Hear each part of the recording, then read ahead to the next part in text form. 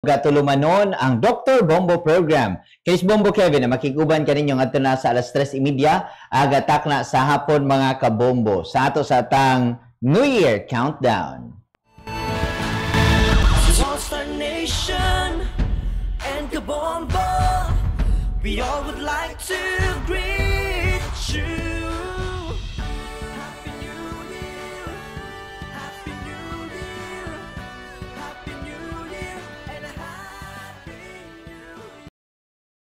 Kabombo, diri sa atong pagpanag-uban sa ato aga tulumanon sa Dr. Bombo program. Kato ni mga kabombo aga hisgutan ang kabahin sa stroke. O niya, makauban nato mga kabombo si registered nurse sa Niña Patricia Angchanco, mga kabombo gikan sa Allied Care Experts Medical Center Butuan para pod mga kabombo magpalawom niinig hisgutanan regarding niini mga kabombo ug unsay mamahimog angayang buhaton mga kabombo. Si Nurse Ninya nasa pikas linya. Ma'am Ninya, ma'am, mayog adlaw kanimo. Mayong hapon, Sir Kevin. So, ma'am, happy Merry Christmas o advance Happy New Year sa imuha. Yes, Merry Christmas po. Happy New Year sa tanan. Labi na sa taga-Ace, no? Mayong hapon. Ma'am, naginis panahon karon ni atong hiskutanan aning stroke ba? Kay Yes, labi na kay Pasko. Mo gyud. No, sige tagkaon og lechon. Even ang Department of Health, doon na day sila monitoring, gawasan ang pabuto, pati mga ma-stroke. So, nindot ni nga natan ini karon kaning early stroke recognition in pre-hospital settings, tools, strategies nga for prompt assessment regarding niini. So, Ma'am Ninya, pwede na ka mag-start, ma'am, sa imong paghiskot regarding ani, ma'am. Okay. So, maayong hapon sa tanan, no? Karong adlaw atong panaghisgutan ang may tungod sa early stroke recognition sa pre-hospital settings, tools and strategies for prompt assessment. So, ang akong ipang discuss karon, no, kay unsa ang stroke, unsa ang mga types sa stroke, symptoms, risk factors, o diagnostic test, o ang treatment. So, magsugod ta sa stroke. Unsay pasabot sa stroke? Ginatawag ni inipod o cardiovascular accident or CVA, no? So, nagresulta kini sa kalit sa pagkamatay sa brain cells tungod sa oxygen deficiency, tungod sa barado or naay leaking or nibuto na ugat sa nagsupply sa utok nato. So natay mga klase-klase na stroke. Ang first nato kay we have what we call the ischemic stroke. Ang usa ka ischemic stroke kakahitabo kini kung kulang ang supply sa dugo sa utok. Tungod kay barado ang agihanan niini. So ang mahitabo wala nay oxygen na moabot sa tissue sa atong utok nga pwede mo resulta sa pagkamatay sa cells niini sa pipila ka minuto. Ang usa ka klase sa stroke kay ginatawag po nato og hemorrhagic stroke. So mahitabo dinhi magdugo ang utok tungod kay naay leaking or nibuto na ugat or ang agihanan sa dugo. So ang resulta niini maguba or madaot ang brain cells nato sa utok tungod sa kakusog sa pressure sa dugo. So natay ginatawag na assessment. Natay ginatawag na FAST or Face, Arm, Speech Time. Usa ni ka-assessment labi na sa pre-hospital setting, no, kung natay makitaan sa tao, kung natay gipangbati, magamit gyud ni nato siya na assessment. So kani ako ning i-elaborate further sa uban slides. So isa pod ang investigation of vital signs. So atong vital signs naga-consist og kuan na siya TPR, BP, O2 saturation. T for temperature, pulse for pulse rate, RR for respiratory, BP for blood pressure, ug O2 sat for O2 saturation. So mostly ang gakaig-on ani sa stroke kay ang blood pressure, no, mostly mutaas, diligid mostly kasagaran gyud sa kuan kadaghanon sa stroke kay mutaas ang blood pressure tungod sa pressure na sa atong utok. So sa symptoms, motong facial weakness or drooping, arm or leg weakness, speech changes or difficulty, and loss of balance. So itakon na nato tong pre-hospital assessment no na ang pasabot sa FAST kay face, arm, speech ug time. So sa FAST, ang pasabot sa F kay facial droop. Ang normal gyud sa features sa atong naong, di ba, kay equal gyud atong eyebrows, atong kilay equal, ang atong mga mata equal, miskang atong baba kung mo smile equal gyud na siya. Pero ang dili normal or abnormal gyud, nagyoy isa ka side sa atong naong is dili balance gyud. So mao ni siyang sample kung ang usa ka pasyente or usa ka tawo na eye stroke. Na atong nabantayan diri sa first na picture equal ang iyahang feature sa noun. Ang ikaduha is diba dili siya kuan equal, medyo baba ang iyahang isa ka side sa noun. So mao nang timailhan na ay facial drooping ang usa ka tao. So sa A, arm drift, normal nato ana is equal gyud ang atong mga kamot. Ang abnormal dili siya equal. So natay example diri pagkabinhod or walay kusog sa noun or kamot or tiil. Usually mahitabo kini or makita sa isa lang ka side or parte sa lawas, either sa wala or sa tuo. So aron makahibaluta if nag-stroke ang pasyente, pwede nato ipasaka ang duha ka kamot within chest level. So kung ang isa ka kamot maghinay-hinay og kanaog, posible nga naay weakness ana na part na usa sa mga signs sa stroke. No? So kaning first picture equal ang iyahang kamot, unya ang ikaduha makita nato na dili equal, medyo ubos ang isa ka kamot niya.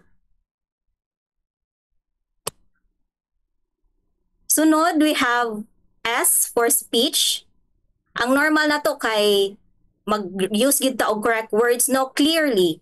So, ang abnormal, slurring of speech gyud ta, inappropriate words are used or kundi mute gyud ang usa ka patient.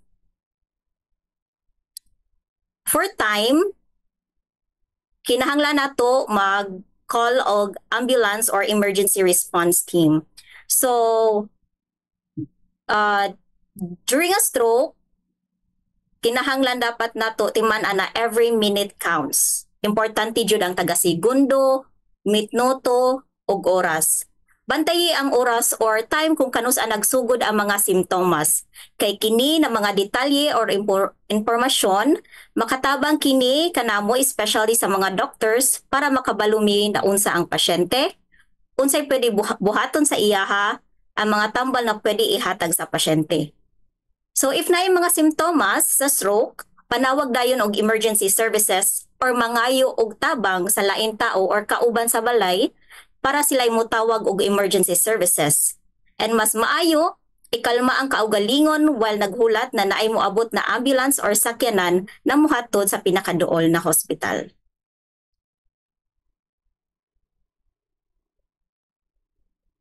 So natay ginatawag na golden hour. Ang rason ngano ang first hour or unang oras kay gitawag namo na golden tungod kay mas dako ang tsansa na makasurvive ang mga stroke patients ug malikayan ang mga long-term na damage sa utok nga makaabot dayon sila sa hospital within 1 hour. Kay if mubiyan na siya, we don't know kung unsay posible na mahitabo kay wa ta kay baloon sa na klase na stroke ang nasinati niya no. It may cause severity na hinuon sa usa ka tawo na nagka-stroke.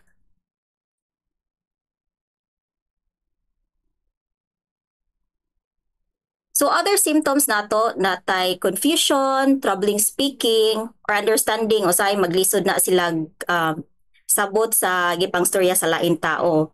Trouble seeing, medyo blurry na ang ilahang pananaw. Trouble walking kay medyo binhod naman na ilang mga tiil o mga kamot no, so wala na kayo na sila sense of balance, so ilang balanse na wala na gyud, og severe headache with no known cause. So sa una, fast to ang pre-hospital assessment. na which ni evolve into BFAS ang nadugang lang kay B ug E katong balance na akong gihisgutan ug eyes na mubler ang ilahang pananaw. Karon panagisgutan nato ang mga risk factors, no? Kung ano ma-stroke ang usa ka tawo. Overweight. So sa sige natug kaon, di na nato mabantayan labi na kay prone kaayo ta og fast foods karon. Gusto nato dali ra permi kay mabisi na sa trabaho, dili na makaluto sa balay. So mostly fast food na gyud atong gipangkaon karon. Ako dili po ko mo deny ana Sir Kevin na naga fast food pug ko. So overweight dili na nato na mabantayan, dili gyud na nato labi na kung walay strict monitoring sa atong mga weight, no? Physical inactivity. Kulang sa exercise. Kung sedentary imuhang lifestyle, mas magpundo na hinuon, walay mas pundo atong fats, dili na hinuon siya ma-digest bitaw og tarong. So mas mulid na hinuon siya, overweight na mo result na hinuon og stroke. So, raised cholesterol and high blood pressure, mga taba bitaw, labi na karon Pasko, na puros lechon, na mo, kuan na pod ang New Year mo, abutay na pod, daghan na po'y tambok na atong makaon, so hinay-hinay lang tano. So, uncontrolled diabetes. Diabetes is common na nowadays. Dili na siya rare karon na sakit, no? So, mostly muligid po di siya into stroke. Excessive alcohol, smoking o cardiovascular disease. Kani sila mga risk factors gid ni sila sa stroke. So diagnostic test sa atong mga doktor na gid na sila ipang order na mga laboratories or procedures para mahibaw-an nila o makonfirma na nagka-stroke ang usa ka pasyente. So, amo na gipa-check ang kasing-kasing kay kinahanglan na masayran ang pitik sa kasing-kasing kung normal pa ba kini or irregular na. Ipa-check usab namo ang cholesterol sa dugo para makahibalo if taas ba kini sa kay isa ni makapabara sa agihanan sa dugo or makapasaka sa pressure sa dugo na mulid into stroke. Then, napuntay mga images, no, CT scans and MRI scans para makita nato ang status sa brain, if naay ischemia or bara or naabay hemorrhage or bleeding. Ang CT scan maupod kasagaran na ginabuhat kay mas paspas man ang resulta niini.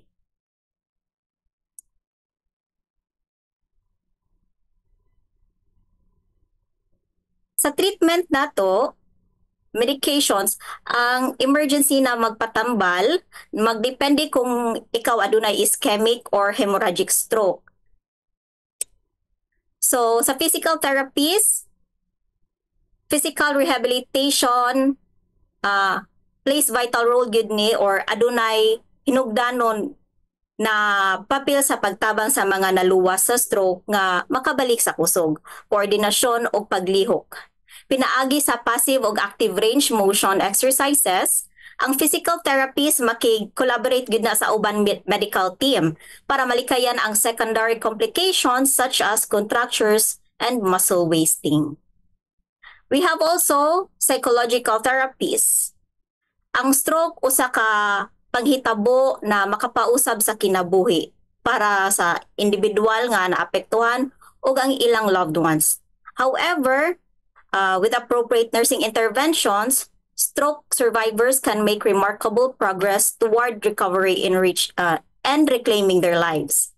By providing care, facilitating physical rehabilitation, enabling speech and language recovery, and addressing emotional well-being, nurses play a vital role in improving outcomes and promoting a sense of hope amidst adversity. Ongoing education also o research in stroke nursing interventions are essential para mapauswag ang kalidad sa pag-atiman sa gihatag nato sa atong mga pasyente labi na sa long-term well-being sa stroke survivors.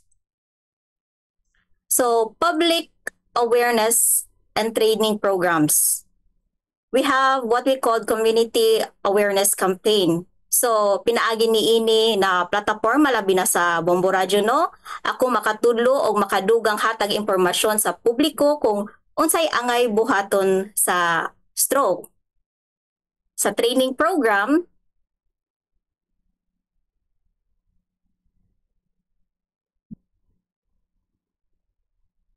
so, ang kuan, we can help prevent stroke by making healthy lifestyle choices. So, choose healthy foods and drinks.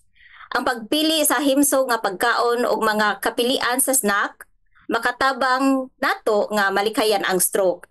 Siguruhon nato na mukaon og daghan na presko na gulay o prutas. So, keep a healthy weight. Having overweight and obesity increases your risk of stroke. So, dapat kinahanglan nato na i-determine gyud nato ang weight and i-calculate gyud nato atong body mass index kung pasok ba ang atong weight sa range sa ato ang edad. Get regular physical activity. Ang physical na kalihukan makatabang kanato sa pagbilin sa himsog nga timbang o magpaubos sa imong cholesterol o presyon sa dugo.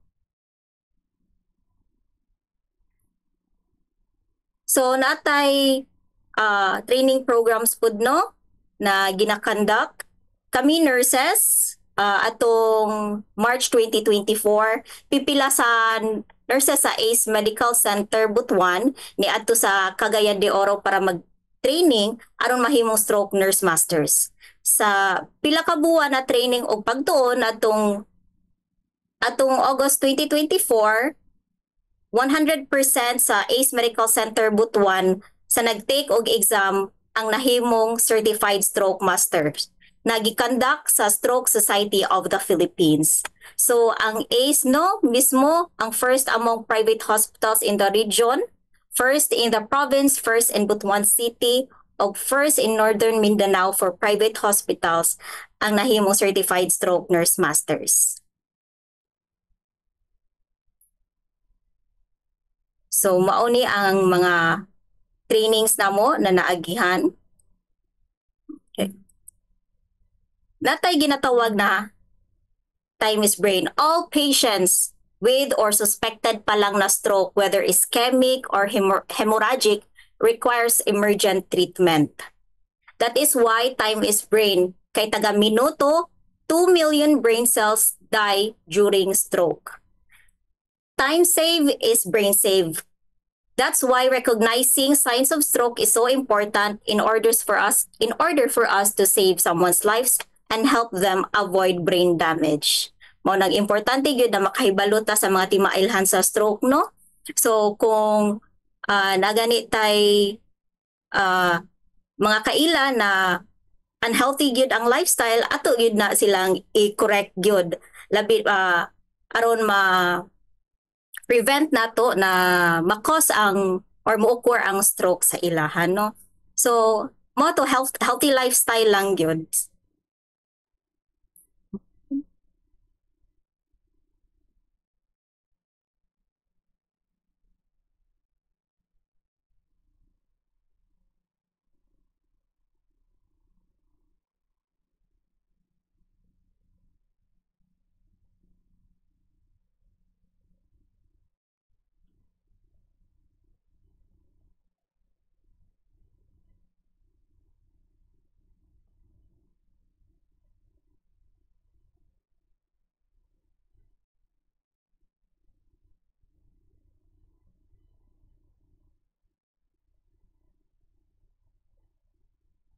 Mm. Yes, ma'am. Okay na, ma'am, sa sa presentation. So, Yes. kuan gid no, kani bang healthy lifestyle pero mo lagi to, ma'am, bisan ikaw ako hilig fast food, hilig dilata, kanang mga processed food, di ba? Mostly mo naman gid na ang ato ang kinabuhi karon mo nang ang sakit ba unsay ta kanang medyo nagkabata ba monitoring, ma'am, pilay kasagaran Naagi case ana Sir Kev na magkabata gyud ang stroke, Sir Kev. Pinakabata nga imo lang nato bang nga na stroke? Nay 30 Sir Kev, around 30s na 30s. Pero ang lifestyle diha gid makita. Yes, mao gyud ang pinaka great impact gyud ang lifestyle nato labi na sa pagkaon. Kay mao man gyud ni makakos no ang mga taba may makakos og plaque na mag-build up gyud sa atong mga blood vessels na so kung mo build up na siya kibali mao ni ang agihanan sa atong dugo, mo build up ang mga taba diha mas mubaga na siya dili na hinuon makaagi ang dugo na mao'y nagdala og oxygen mao'y nagsupply sa ato ang utok. Pero nay mga cases ma'am nga dili pod kanabi ka ng sa BP, dili masayran sa BP ang mga posibilidad nga magka-stroke ka gumikan kay napay certain na parte sa dugo diha ang mopoy hinungdan nga mo shoot siya kalit na ba inana? Na hinuon Sir Kev mao nang need gyud ipa test labi na kung mga procedure kuan gyud na sila ipa CT scan kay kung ischemic dili man hinuon dili ingon na kitaan bitaw kay mao pa may pagsugot labi na kung transient ischemic attack bag-o pa gyud na siya pagsugod bitaw. So mao nang nay mga procedures gyud na ginakandak. Oo. So naray unsa man na ma'am maulian ra? Murag bation ra kadali nya maulian ra? Ang transient ischemic hinuon is temporary na hinuon pero magdepende pod lagi kung sa imuhang lifestyle gyud bitaw kung kuan gyud pug ka let's say willing ka na i-change bitaw. Oo. Pero advice ba nga kuan? Mura po na lagi bisan ako gani magka-kuan gid ta kung magpa-blood chem gani ka. Kasi may maayo ana. Nindot ba pud na buhaton ma'am? Naka-side ka or wala kung sa imong status magpa-blood chem? Actually gina-advise gud na mo na annually mas maayo annually ang check-up bitaw Sir Kev kay para kung unsa man gani abnormality sa ato ang mga laboratories ma-work up pa na sa ato ang doktor para dili na siya mo lead into serious condition bitaw manang mas maayo gyud na pa-check up gyud ta. Kay mo na importante gyud kay nganong hulatan pa man gyud nga mahiwi na tong naong or di na taka istorya og sakto di ba? Yes, unya diha na dayon diha na mag limit sa mga gipangkaon kung nanay gipangbati. Oo. So, dili na nato na hulaton. Diha na mag-jogging daw. Diha na. Diha na nanay gipangbati gyud. Diha na mag-walking, diha na mag-jogging. Yes. Bitaw tinuod ba gid pod. Tungod kay mo ni giingon, parte gina sa ato ang unsa na mambatasan gid as Pilipino nang inana no. Actually, dili raman hinoon Pinoy, pero mostly ba ang kuan pod Sir Kev, ang stroke is most common gid siya sa Americans hinoon kay labi na ang ilahang lifestyle way, way diba? Lifestyle gihapon nila no. Sa ilang mga pagkaon niya. Nangupya dayon ta, maka-burger na dayon ta, maka-fries, maka-unsa na lang ng mga pagkaon dira nga okay na kuan ang gihapon nato ng mga foods nato gikan sa ilaha. Nakuha ra gihapon. So ang sakit pod, nakuha pod nato. Kay maurang gihapon yung mga cells no. Pero ana ma'am na ako'y mga nabantayan naka attender ko nga na stroke. Ang iyang experience is kuan okay ra og makaistorya no ug dili makaistorya unya wala ta kahibalo regarding ana murag magproblema gid ka og determine di ba? Mao nang kuan natay mga ipang-refer nato sa therapist bitaw Sir Kev para mas ma-exercise hinuon na sila. Mao nang kami pangutan-on pud namo para ang pasyente maningkamot gyud pod mo storya para ma-exercise ilang mga baba kay ang muscles manggod ana nagalak manggod.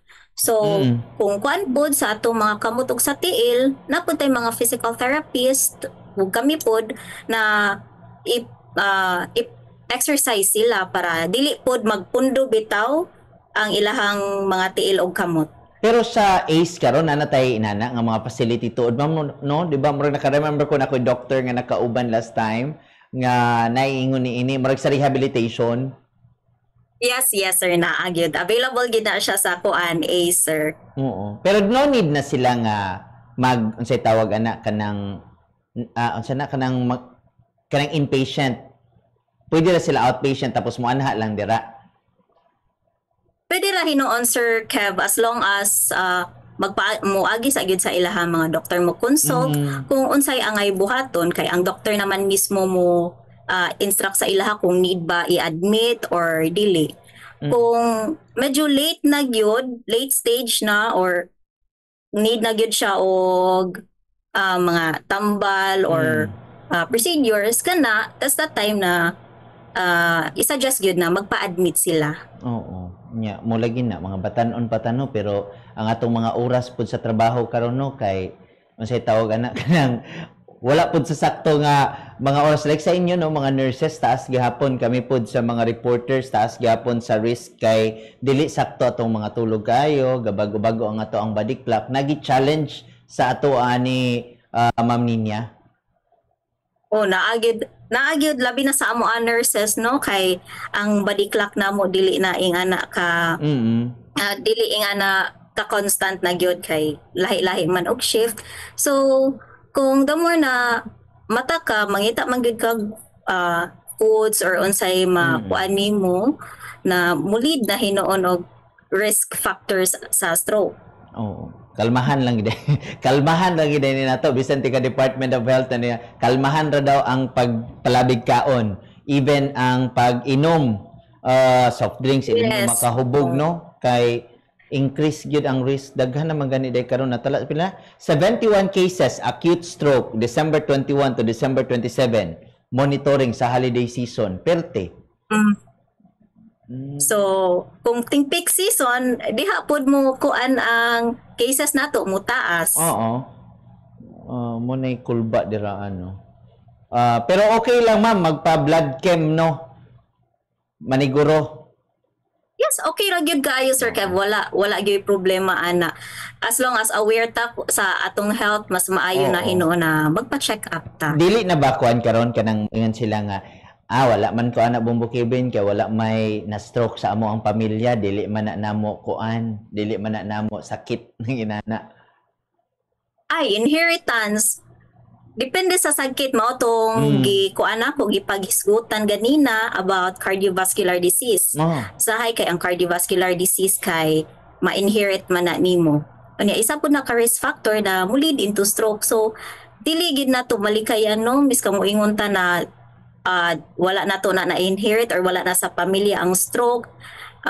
Daghan magoy chances na to na mo lead og stroke labi na kung no to lifestyle dapat igid na to lifestyle modification para mo iwas ta ana. No wala excuse dili excuse ang moingon na wala na sa pamilya namo. Kay labi na isa ka factor or isa ka timailhan kung taas ang BP mamagid na ang pan sa stroke. Silent killer manggod ang pagtaas sa BP Sir Kev, so delikado siya no niya mo nang usually mag-cause og headache kay ang pressure bitaw sa dugo sa ulo niya di na nato dapat baliwalaon kung mag-headache ta or natay pang bation kay mo to is big benign pa ang iyang status most kuan na hinuon into mas mo grabe na hinuon bitaw is big ischemic basing mo mahimong hemorrhagic which is late na. Mo gyud healthy living tamam ha nya. Mura paglisod. Tinudon na yung istorya. Maglisod mo yung kayo. Ay, kaya walang tuo. Ang litson karon ay delikado. Ang gini kayo nga mga kahimtang na yes, to. Yes, walang tuo po ang Christmas parties na to. Yun. Di man gid na ka pugnan. Pero mo na giingon lagi. Paningkamutan po na to. Nga, makontrol. Kay lisod na po kayo mo. Kita magyapoy maganto sa anak good. O mga kuanta. Mga unsa taaning panahon sa bagong tuig o sugat na nato karon sa bagong tuig. Ma'am Ninya, ma'am, salamat jud kay Ma'am Ninya ha sa kiniag information sa pagkakaron og base na lang kay hi hello ma'am ha taga tugutan ta ka ma'am base na kay hi hello karon kay daghan kayo kag naghulat o nga mga viewers listeners nimo karon ma'am. Okay, good afternoon sa tanan, no? Labi na sa taga Ace Medical Center Butuan, sa akong family, hi, o sa akong mga friends na naghulat gyud, nag-atang gyud sa ako ang interview sa imo, Sir Kev. Thank you kayo sa chance, Sir Kev, as well as sa mga doctors na nag-give sa ako na chance ani na ma-interview nimo. So, salamat gid kayo Ma'am Ninya Patricia Angchanco, registered nurse sa mga kabombo atong nakauban from Ace Medical Center, Butuan City. Naghatag og explanation, pagpakisayod mga kabombo regarding hiskutanan sa stroke. Ma'am, again, salamat jud kayo Ma'am. Og maayong adlaw kanimo. Advance Happy New Year, Ma'am. Happy New Year! So, si Nurse Ninya Patricia Angchanco, mga kabombo, atog nakauban, head nurse ni gikan sa Ace Medical Center, Butuan, mga kabombo, untan naman nakutlo na mga kabombo ha, pero dako ginakay nga challenge sa ato agyod. Bisag sa ako, mga kabombo, di ko makaingon nga sayon siya. Medyo lisod-lisod yun ni gamay nga hagit sa ato ay labi na karon nga panahon mga kabombo. Pero at least natay eye opener, mga kabombo, as explained from Ace Medical Center Butuan, mga kabombo, nga mao na siya ang ayan dapat buhaton. Nya og mabantayan mga kabombo katugid ang isa kana nitatak sa ako ba. Nga kung mabantayan ninyo ang inyong mga kaubanan di pasyente nga murag na stroke naman siguro ni siya, ayaw gyud mga kabombo dugaya nga madala sa balay tambalanan nga naman. Kay ang matag oras mga kabombo, sa time is brain. Magkadugay, magkadaot ang sa utok na to ni anak. Daghan mga kabombo ga mga cells na nato diha ang madaot laban nagdidayon nato madala sa pinakaduol nga balay tambalanan mga kabombo. Unya atong ipadayon paghiskot na kay 12 minutos na kalabay sa alas 3 ang takna sa hapon mga kabombo sa ato sa tang STL Resort. Alang ning hapon na mga kabombo 3 PM